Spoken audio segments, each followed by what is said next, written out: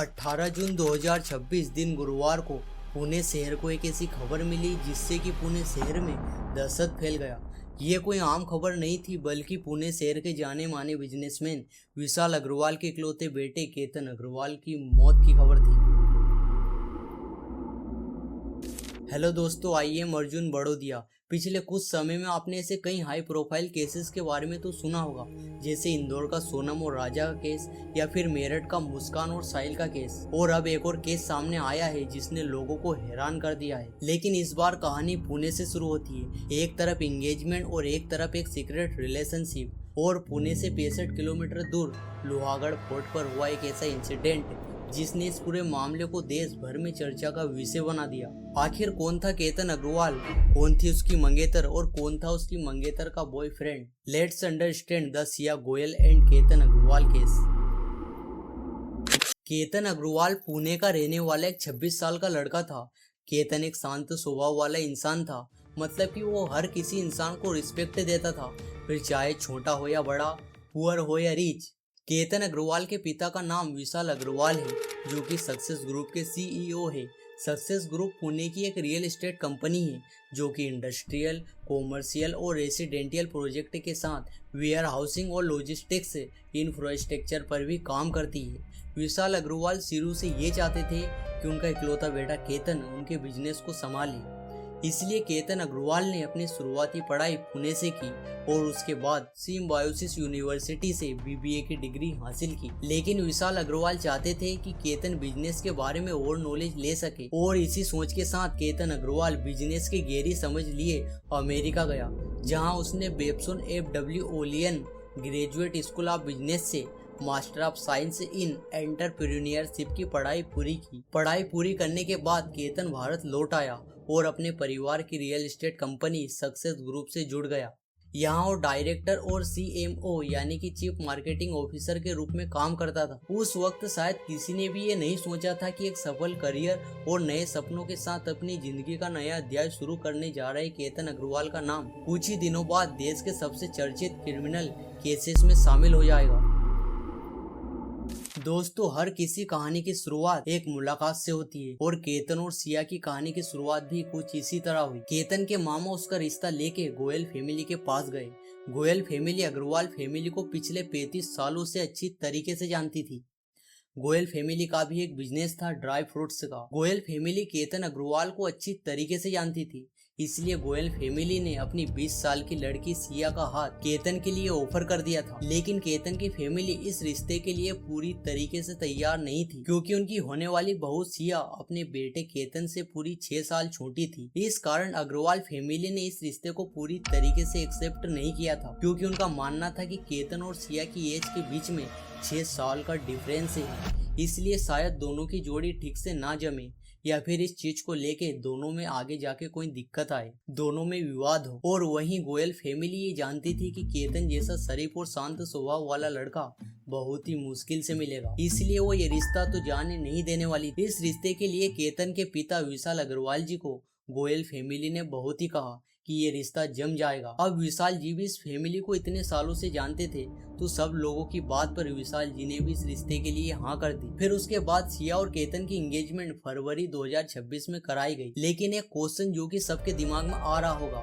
कि केतन के पिता ने सोचा समझा और फिर इस रिश्ते के लिए हाँ बोल दी, लेकिन क्या केतन भी इस रिश्ते के लिए राजी था या फिर ये रिश्ता जबरदस्ती का था? तो देखो, केतन एक ऐसा लड़का था कि अगर केतन के घर वाले उसकी शादी अगर पूरी वेगा बोंडा लड़की से भी करने की बोल दे तो भी केतन पीछे नहीं हटने वाला था। इसका मतलब ये था कि केतन का कहना था कि मैं अरेंज मैरिज करूंगा, और वो भी अपने पेरेंट्स की पसंद से। इसलिए केतन ने सिया के लिए हाँ बोल दी। लेकिन ये शादी केतन के खिलाफ नहीं बल्कि सिया केतन को पसंद थी। अब आने वाले दिन दोनों फैमिली के लिए बहुत ही खुशी वाले होने वाले थे, क्योंकि आने वाले नवंबर में इनकी शादी होने वाली थी। विशाल अग्रवाल जी अपने बेटे की शादी में बिल्कुल भी कसर नहीं छोड़ना चाहते थे, क्योंकि वो उनके इकलौते बेटे की शादी होने वाली थी।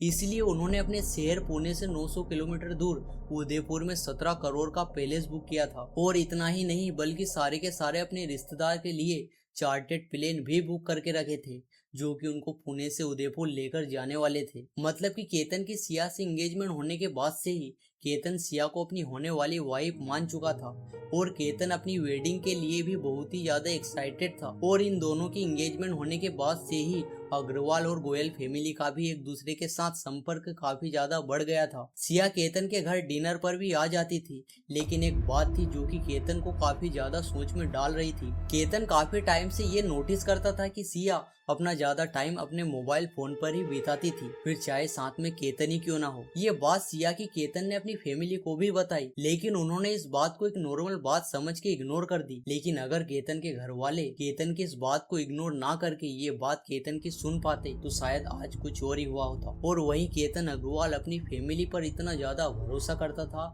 कि उसे सही और गलत में फर्क समझ नहीं आया और फिर उसने भी इस बात को इग्नोर कर दी। सिया तो लव बॉम्बिंग के जरिए केतन का टेंशन अपनी तरफ खींचना चाहती थी। फिर इसके बाद केतन ने भी ये सोच लिया था कि जो भी हो, लेकिन अब तो सिया मेरी होने वाली वाइफ है। लेकिन सिया के दिल दिमाग में जो चल रहा था वो केतन तो केतन, यहाँ तक कि सिया की खुद की फैमिली को भी ये नहीं पता था। फिर जैसे जैसे दिन बीतते जा रहे थे, केतन और उसकी फैमिली की खुशी भी बढ़ती जा रही थी, क्योंकि नवंबर का महीना पास आता जा रहा था, जिस महीने में केतन और सिया की शादी होने वाली थी। और वही सिया के मन में दूसरा थॉट ये था कि सिया शादी के लिए पूरी तरीके से राजी नहीं थी। वो इस शादी को 1 साल के लिए पोस्टपोन करना चाहती थी। देखो, कोई भी गर्ल, सिया हो या फिर कोई और, जब उनकी शादी होती है तो न्यू फैमिली से जुड़ना, एक नई जगह पर अपने आप को कंफर्टेबल फील कराना शुरू में सबके लिए काफी ज्यादा मुश्किल होता है और ये हर किसी के साथ होता है। लेकिन यहाँ जो सिया को सेकंड थॉट आ रहा था वो ये नहीं था, बल्कि वो था जिसने इस केस को यहाँ लाकर रख दिया। सिया का जो दूसरा थॉट था वो था उसका बॉयफ्रेंड चेतन चौधरी। लेकिन इसके बारे में सिया ने ना तो केतन को कुछ बताया था और ना ही इस बात को सिया ने अपने पेरेंट्स के सामने एक्सप्लेन की थी। अभी मैंने बताया कि केतन सिया को बार बार नोटिस करता था कि वो अपने मोबाइल फोन को कुछ ज्यादा ही टाइम देती थी और इसकी वजह कोई और नहीं बल्कि सिया का बॉयफ्रेंड चेतन चौधरी था। वैसे ये चेतन चौधरी कौन था और सिया के साथ रिलेशनशिप में कैसे आया? चेतन चौधरी एक 22 साल का लड़का था और मैंने बताया कि गोयल फैमिली का एक ड्राई फ्रूट्स का बिजनेस था। ऐसे ही चेतन चौधरी एक दूसरी बिजनेस फैमिली का लड़का था जो कि खुद ड्राई फ्रूट्स के बिजनेस में इन्वॉल्व थे और काफी सालों से सिया और उसकी फैमिली सेम लोकेशन से ऑपरेट कर रहे थे। सेम बिजनेस सर्कल का पार्ट थे ये लोग। इससे ये पता चलता है कि सिया और चेतन के रास्ते कभी ना कभी तो मिलने ही वाले थे। और ये चीज ईयर 2025 में हुई जब दिवाली पर इन बिजनेस फैमिली का मीटअप हुआ।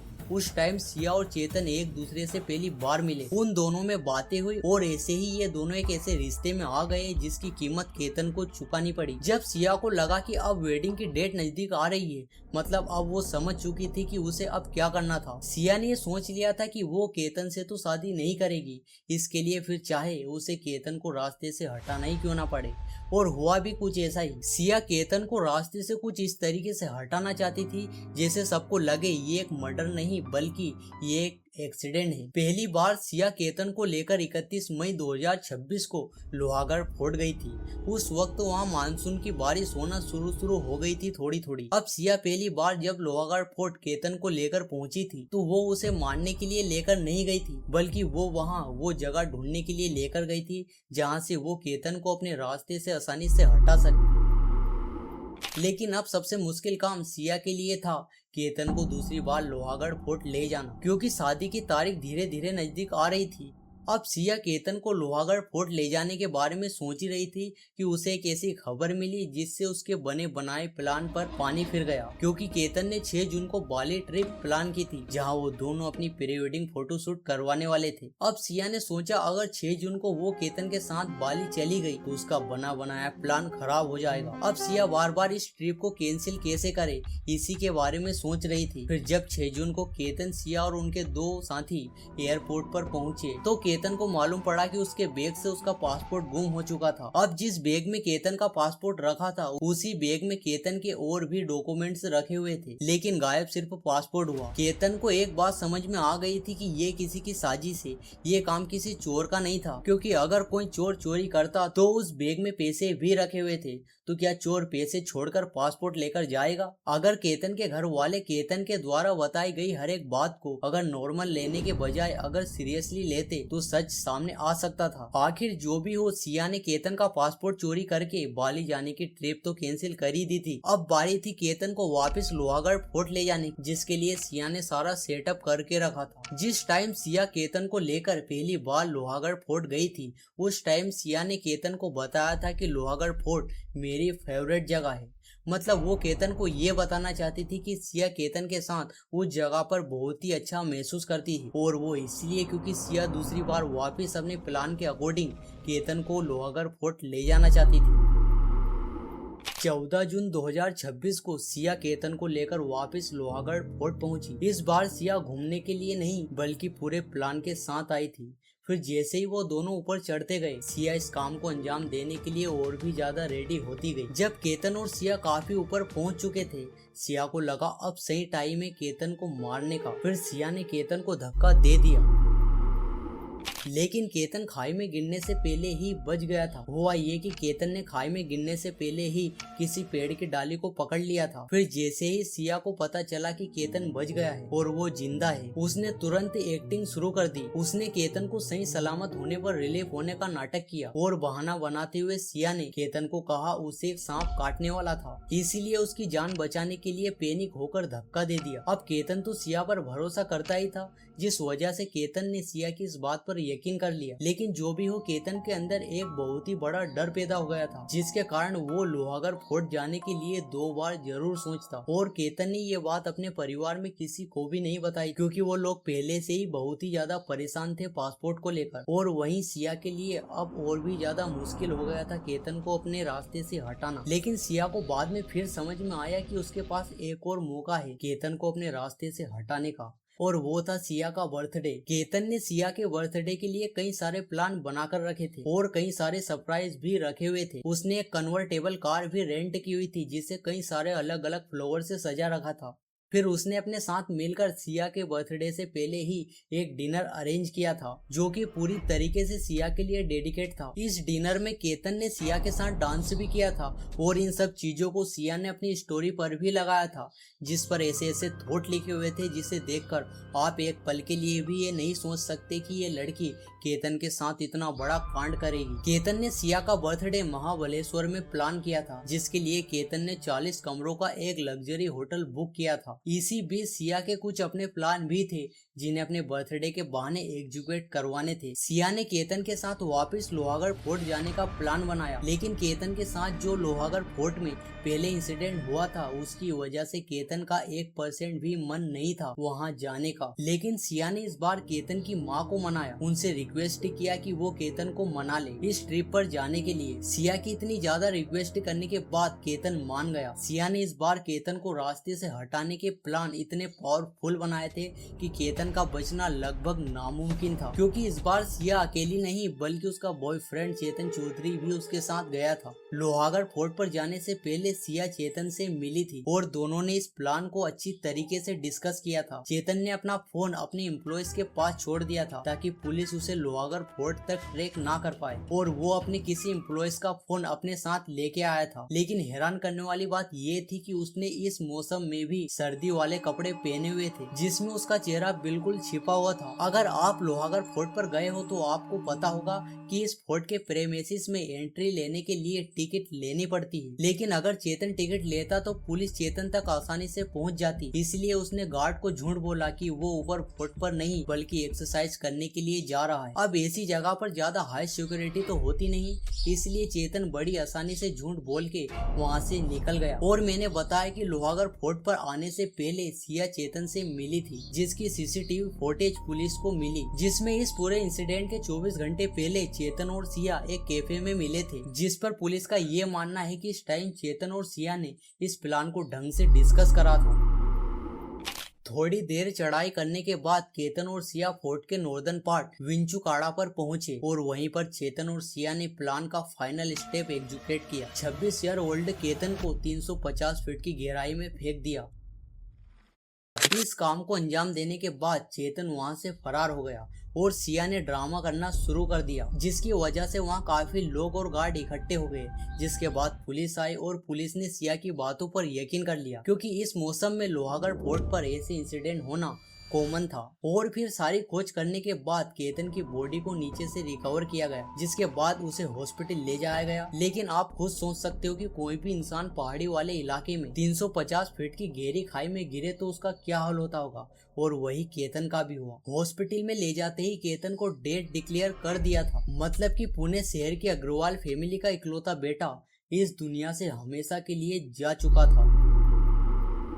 सोचो उस फैमिली पर क्या बीती होगी जिन्होंने अपने इकलौते बेटे की शादी के लिए 17 करोड़ का प्लेस और चार्टेड प्लेन बुक किए थे। लेकिन इतना सब हो जाने के बाद भी सिया अपने प्लान के अकॉर्डिंग अपना ड्रामा करती रही। अगले दिन जब उसका बर्थडे था, उस दिन भी सिया ने एक इमोशनली स्टोरी लगाई थी केतन को लेकर, और वहीं विशाल जी भी पीछे नहीं हट रहे थे सवाल पूछने के लिए। उनका कहना था कि मेरा बेटा सिर्फ फोटो खिंचवाने के लिए इतने बड़े एक्सीडेंट का शिकार नहीं हो सकता, जिसके बारे में विशाल जी ने पुलिस को बताया। केतन के फ्रेंड के जरिए विशाल जी को 14 जून को जो केतन के साथ इंसिडेंट हुआ था, जो कि सिया ने केतन के साथ सांप काटने वाला नाटक किया था, वो भी विशाल जी को मालूम पड़ गया था। जब विशाल जी ने इन सब बातों को पुलिस को बताया तो पुलिस ने भी इस केस को सस्पिशियस केस की तरह इन्वेस्टिगेट करना शुरू कर दिया था। पुलिस ने सबसे पहले सिया को ही इन्वेस्टिगेट करना सही समझा, जिसके बाद उन्होंने सिया की फोन डिटेल चेक की तो एक बहुत ही बड़ी डिस्कवरी हासिल की, जिसमें पुलिस को ये मालूम पड़ा कि जब सिया और केतन की एंगेजमेंट हुई थी, उस समय से आज तक सिया ने एक ही नंबर पे 2000 से भी ज्यादा कॉल एक्सचेंज किए थे और अराउंड 230 आवर से भी लंबी बातें की थी। और फिर जब पुलिस ने इस नंबर को ट्रैक किया